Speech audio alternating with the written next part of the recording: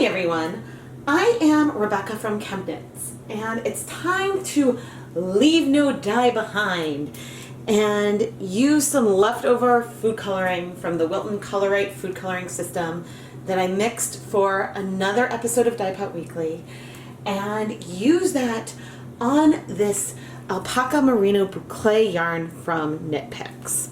This yarn is 82% superfine alpaca, 13% wool, and 5% nylon. The nylon in this yarn is likely in the core. There's something very, very strong there that's very thin. And then we've got, which I don't know if it's the blend or mostly one color, we've got these loops of fluff that go around. I will admit, I am a little nervous to dye with this yarn. I'm afraid of the felting risks. I'm afraid of it going flat and losing these beautiful, beautiful looking loops that we've got. But I figured, why not just give it a shot? Let's throw it in the pot, throw some dye at it, and see what kind of colors we can create. This is a leave no dye behind episode because, I'm just throwing colors together a little at random. I did have some exhausted dye baths around, but I ultimately decided to mix some water fresh today. So I'm starting with 8 cups of water.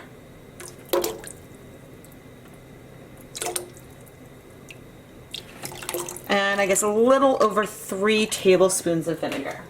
I'm starting with this much acid because I know it takes a little bit more time for color to strike alpaca blend yarns in general. And I do believe that the acid content was a lot higher in those exhausted dye baths that I have around. The skein comes with 2 ties on it, but I did add one of my nylon zip ties to it just to give myself a little more wiggle room here.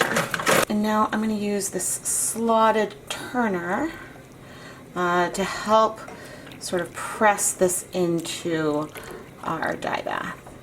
And I added this in a slightly random way, not in an ordered way. I'm really curious how the colors might strike and move around.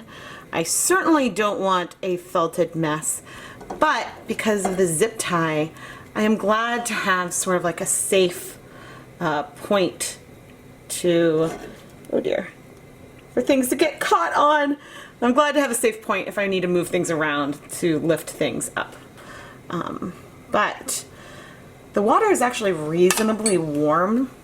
Yeah, we're starting to see some bubbles. I'm going to reduce the heat to low and let's start adding our dye. Okay, first up is, I think this is a blurple that I mixed, but I am curious sort of initially if we might see some spread, or like how, oops, and of course I'm getting this all over my hand. Ah! This is why normally I try to wear gloves. But I'm curious about the kind of spread that we'll see. I do know that with superwash yarn, the blues actually will start to strike not as fast as the pinks, but pretty quickly. And here you can see that the red number 3 in there struck straight away. We see that in the lines, and we're seeing these blues, especially like if I press, you can see that those blues are spreading out. That is good to know that this is behaving a little consistently with things that we have seen in the past. All right, next I want to add, I think I want to add this sort of like in a corner. This is just some leftover color from another project, a lot of things that I had mixed together and just rinsing out those containers. And I just sort of wanted to add that in. Let's go in with another color and also going towards the top and side here to give, some good color penetration This was a teal that I mixed. Again, all the dye came from the Wilton Colorite food coloring system, which is extremely pigmented. So even like with the little bit of residue on spoons, which is basically where all that color came from, you can get some really, really intense colors. Oh, I think that this is actually some of that blurple that I poured on top right away, which I might do since I've got that squeeze bottle some more of. But I am curious by how much things might spread out versus sort of stay in one spot. I have just some blue here. And you could do this without poking, but I'm poking because I do want the colors to spread a bit. I do want, you know, to get some color on the bottom of this yarn. Okay, I still definitely have some color left, especially some blue and that blurple, but I think I want to go ahead and let this sit for at least 5 minutes and see if things are spreading out or not. Eek, I didn't check in on the heat. I'm gonna make it even lower. Oh please, don't have felted. Okay, so I've got, there's definitely some blues in here. Probably all around, but this is looking kind of cool. Ooh, do I risk moving it around? I'm gonna risk it. I am going to take one for the team. Hopefully not, but I'm going to carefully, okay, that is hot. Lift it up. Okay, we've got some actually really good color penetration on here. I did lift it and move it, sort of redistributing these colors, and so I'll be able to add some more, but yeah, the colors are striking like reasonably fast. I am actually like happy and pretty impressed. Okay, but I am gonna take, oh, I probably don't want to stick that tip. Whoops. I was like, ooh, I'm gonna just like stick it in, but realizing that this is like near boiling water and I probably do not want to actually stick it in. So there's that. All right, but let's give like a big nice shot of that over there. It's possible I could overdo it, but I'm not going to worry too much. I think that we're going to get something that is going to feel very unique for this type of yarn. Da-da-da. Okay, sort of want to move it again, but I guess I don't have much of that color left, so. All I've got left is a bit of this blue, which I'm going to pop over here. Alright, I'm going to let this go another 5 minutes now that I've dumped all these colors on, and then I think I will add more vinegar. But so far so good. Whether or not this is felted and all those little loops have gone flat, I mean, that's the ultimate question, but I'm having fun, aren't you? Okay, 5 minutes later, and oh, a lot of that has bound. There's a tiny bit of blues left. So I do think we will benefit from having a little more vinegar, but I'm impressed. A lot of times with some of these other fiber types I haven't used before, I start feeling like, okay, this is taking a lot longer than I expected, but this really has absorbed color really quickly. All right, so that's 2 tablespoons of vinegar. I am going to gently pat, sort of like, it's not quite stirring, but I am also doing this because I want to see like, okay, I wasn't as 100% careful as maybe I should be when I was doing this. So I did move it and touch it while it was in the pot. So I'm gonna give this now, we're still on low heat, 10 minutes, and we'll see how these blues are doing. It's been 10 minutes and I just turned off the heat. My gut says, oh, leave it in the pot until the water cools completely. But I'm lifting it up, I'm going for it. I'm curious if this would be dip dyeable or what. And I will say, I don't know if there's been any felting, but the loops look reasonable. They don't look like they've flattened yet. But our water has definitely cleared completely. This is fresh out of the pot. I really shouldn't mess with it much. But yeah, these loops look like they're in really nice shape. Fingers crossed that this is easier to dye than it looks.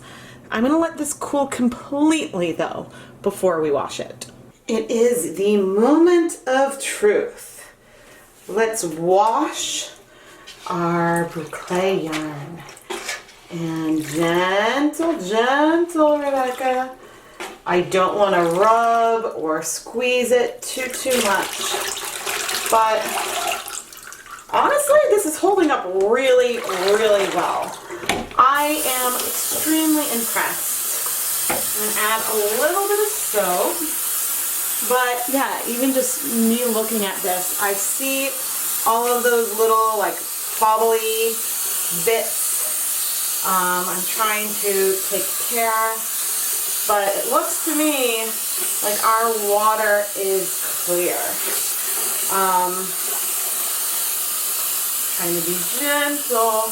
I shared my nervousness with you guys on Facebook and Instagram, and some of the comments were, in addition to a lot of "you got this, Rebecca" comments, there were comments to treat it a bit like roving. I'm trying to be gentle, not horribly gentle, because I want to see what it can take, but I'm impressed. I'm really, really impressed by this yarn. I'm sure it would be fiddly to knit with all these loops, but yeah, I mean, I am amazed. I really thought that these like loops would lose their lovely, lovely look, and they don't appear to have flattened. I think they must be small enough that it is just a true like twist of the yarn, and like sort of like if you loop your hair, how you can't squish it. So awesome. But anyway, I'm gonna rinse this actually maybe just one more time after this, and then I'm gonna hang up the yarn to dry. All right, everyone, our boucle looks very, very loopy and fluffy, and honestly, this is not felted at all. I would say the fibers are a little like sticky and might be sticking to one another, but you can see with like very no effort, I'm pulling them apart, and as a whole, the integrity of this is great. Like these are in fantastic, fantastic shape. Like these loops don't look squished, they still look round. I am just absolutely, absolutely impressed with how well this boucle yarn took up color. Zooming in a little bit just so you can see, but you know, maybe things are a tad bit fluffier in sections, but oh, for just randomly throwing it in, this looks incredible, and I still think we'll knit really, really nicely. I will admit, I was intimidated by this yarn. I was concerned that it would just turn into a felted mess as soon as it hit some hot water, and ultimately, instead of saving it and planning and thinking, I decided to just go for it. Go for it, put it in a pot, and let's just see what kind of colors we can get. And I think that we've got a lovely, stunning, mermaid-esque variegated yarn. And I think that this is really a really, really unique colorway for this type of yarn. And it's funny, normally I might have saved something like this for a Dye Pot Weekly episode. It's still a leave no dye behind type episode. But again, I had been nervous about this colorway, and I really just wanted to go for it. And sometimes when you just let like the planning aside and you're like, I have color, I have yarn, let's mix it together and see what happens, you can create something really, really stunning. And I think if I had gone into this with trying to exactly plan everything out, it might not have been so successful. It could have been successful, but I think some of the times when I think less and just sort of follow my gut instincts, some of those end up being my absolute favorite colorways. I am Rebecca from ChemKnits, and here on the ChemKnits Tutorials YouTube channel, I share at least 2 yarn dyeing videos a week. Every Tuesday morning, there's a new episode of Dye Pot Weekly, and then on Fridays, there's either another episode of Dye Pot Weekly or some other kind of fun dyeing video like this one. So if you want to make sure you don't miss any of the really fun content, make sure that you are subscribed to the ChemKnits Tutorials YouTube channel and tap that little bell icon that will turn on notifications for when I do a live stream or make a new post. Also, don't forget to give the video a thumbs up and let me know what you thought in the comments. I truly love hearing your suggestions and feedback. I keep a running list of viewer requests that I frequently draw from as I'm planning out new videos. And if you're in the mood to see a little more of what I've done, check out the ChemKnits Creations Etsy store. Most of the yarn that I dye in these YouTube videos ends up in the shop because I am dyeing so much more yarn than I could ever knit up myself. And so it's a great way to support the channel and bring something home as a little souvenir. You'll find a link to the shop in the video description and iCard. Thank you everyone so much for watching.